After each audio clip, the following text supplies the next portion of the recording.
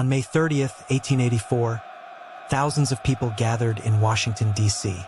They were not there for a parade. They were not there for a speech. They were there to watch a man die. His name was Thomas Eckert. Above the crowd stood a strange metal flying machine. People filled the streets for blocks. Some climbed rooftops for a better view. Parents even brought their children. Everyone stared upward. Then the machine began to rise. 100 feet, 300 feet, 500 feet, nearly 1,000 feet above the city. Then something went wrong. The rope snapped. For a moment, the machine hung motionless. The crowd held its breath. Then Thomas Eckert fell, nearly 300 meters toward the ground. No one looked away. Newspapers later described every horrifying detail. The story spread across the country. But the real mystery was not the fall. It was the crowd. Why had thousands gathered to watch, and why do millions still do the same thing today? 140 years later, almost nothing has changed. Today, people voluntarily watch death every single day. But why? The answer begins long before newspapers, long before television, long before the internet. It begins in a world where paying attention to death could save your life. For almost all of human history, danger was information. A scream in the distance meant something. A dead animal on a trail meant something. A crushed skull near a river meant something.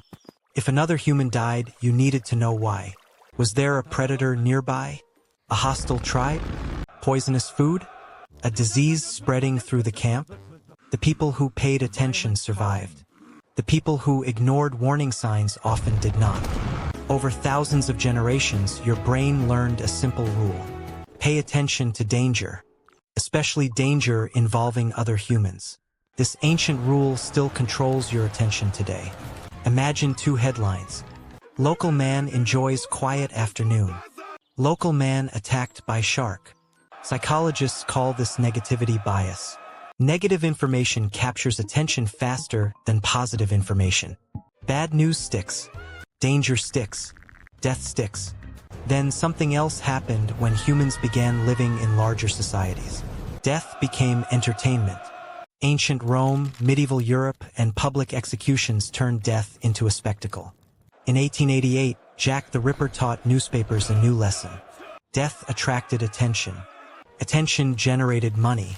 Then came radio, television, and 24-hour news. Every new technology learned the same rule. If it bleeds, it leads. Then came the algorithm. For most of history, humans searched for danger. Now danger searches for you. Every click teaches the system. Every pause and every second of watch time teach it too.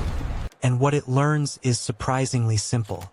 Humans cannot resist threat. That is why ordinary people consume true crime every day. At a deep biological level, your brain believes it is learning something useful. Every killer becomes a predator. Every victim becomes a lesson. And every mystery becomes a survival puzzle. And there is one final twist. The people who watch the most death are often the safest humans who have ever lived. You sit protected by food, medicine, laws, and modern civilization. But your brain is still scanning the darkness beyond the campfire. You are not evil. You are not broken. You are running an ancient survival program. Your brain still asks the same question. Pay attention. This could keep you alive.